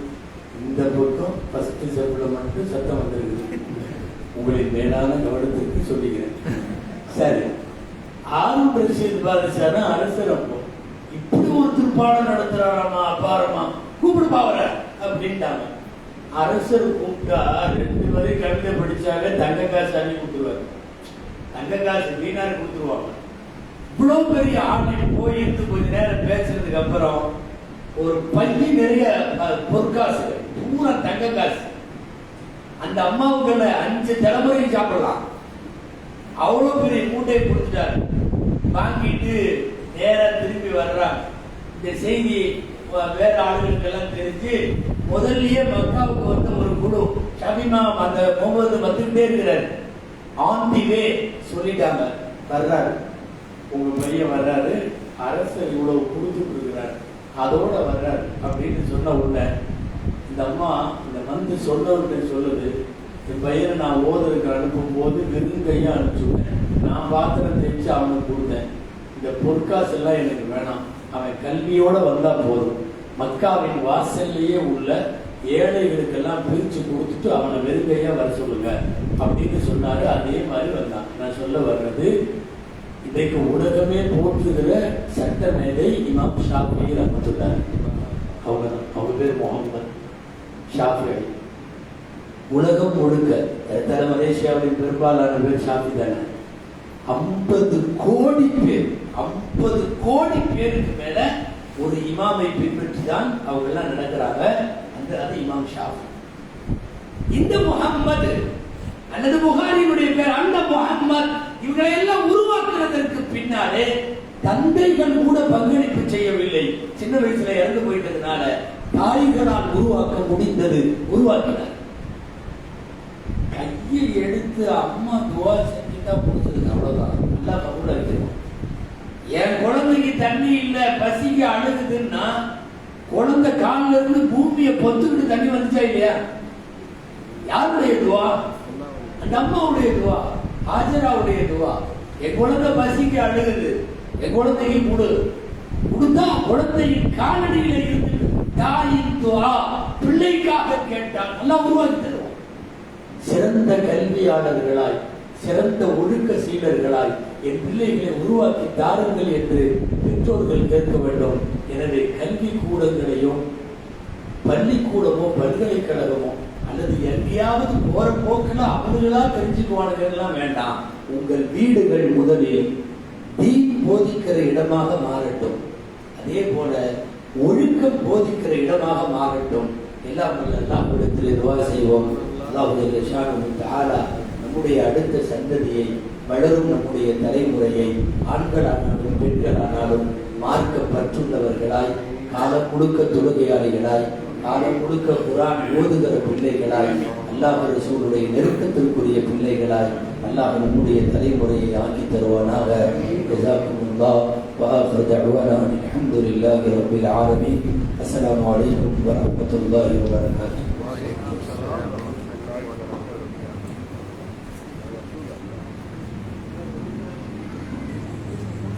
அல்ஹம்துலில்லாஹ். பிள்ளைகளுடைய வளர்ப்பு அற்புதமாக உஸ்தாத் அவர்கள் எப்படி வளர்க்க வேண்டும், அந்த பிள்ளைகளுக்கு என்னென்ன சொல்லிக் கொடுக்க வேண்டும் என்றெல்லாம் மிக அற்புதமான முறையில் பேசியிருக்கிறார்கள். நம்முடைய பிள்ளைகள் அதுபோல உருவாவதற்கு வல்ல ரஹ்மான் தௌஃபீக் செய்வானாக. அல்ஹம்துலில்லாஹ். ஒவ்வொரு நாளும் இவ்வளவு அமைதியாக, இவ்வளவு சிறப்பான முறையில் வெகு தூரத்தில் இருந்தெல்லாம் இந்த பயானுடைய நிகழ்வுக்கு வருகை தருகிறீர்கள். அல்ஹம்துலில்லாஹ், அல்ஹம்துலில்லாஹ். இன்றைக்கும் பினாங் மாநிலத்திலிருந்து கப்பாலப்பட்டத்திலிருந்து அருமை சகோதரர் அவங்களாம் வந்திருக்கிறாங்க. ரொம்ப சந்தோஷம். அல்ஹம்துலில்லாஹ். இன்னும் வெகு தூரத்தில் இருந்தெல்லாம் இங்கே இருந்திருக்கிறார்கள். அல்லாஹ் தஆலா இந்த மஜ்லிஸை கபூல் செய்வானாக. இன்ஷா அல்லாஹ்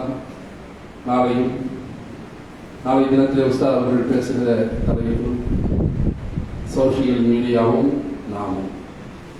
இன்னைக்கு எந்த அளவுக்கு அதில் இருக்கிறோம், அதை எப்படி நன்மையான விஷயங்களில் பயன்படுத்துகிறோம், எப்படி தீமையான விஷயங்களில் பயன்படுத்துகிறோம் என்பது பற்றி இன்ஷா அல்லாஹ் நாளை தினத்திலே உஸ்தாத் அவர்கள் பேச இருக்கிறார்கள். இன்னும் திரளாக வந்து இந்த மஜ்லிஸை சிறப்பிக்குமாறு உங்களை அன்போடு கேட்டுக்கொள்கிறோம். இப்பொழுது சலாமை போதும் என்பவர்கள் எழுதுகிறார்.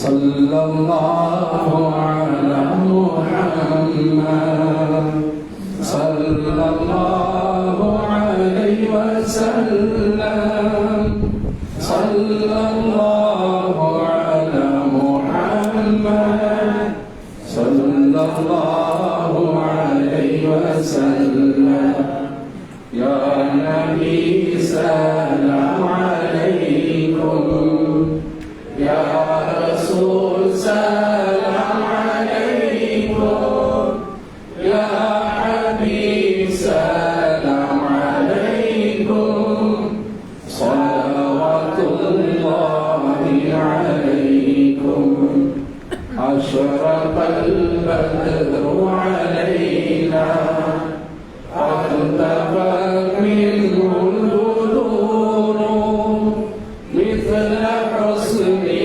ما رأينا قط يا وجه السرور أنت شمس أنت بدر أنت نور فوق نوري أنت إكسير وغالي أنت مصباح الصدور يا حبيبي يا محمد يا عروس الخافقين يا مؤيد يا ممجد يا إمام القبلتين من رأى وجهك يسمع يا كريم الوالدين عوضك الصافي المبارك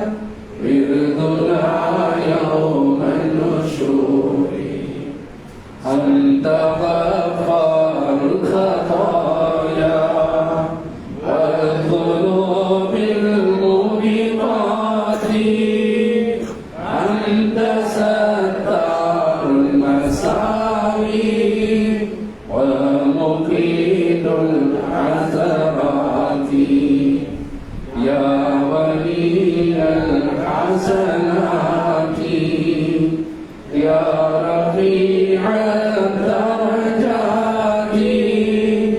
كفر عني ذنوبي واعفني عن سيئاتي عالم السر واخفى مستجيب الدعوات ربي ارحمنا جميعا بجميع الصالحات لا إله إلا الله لا إله إلا الله لا إله إلا الله محمد رسول الله صلى الله على محمد صلى الله عليه وسلم صلى الله على محمد يا ربي صل وسلم. السلام عليكم ورحمة الله وبركاته.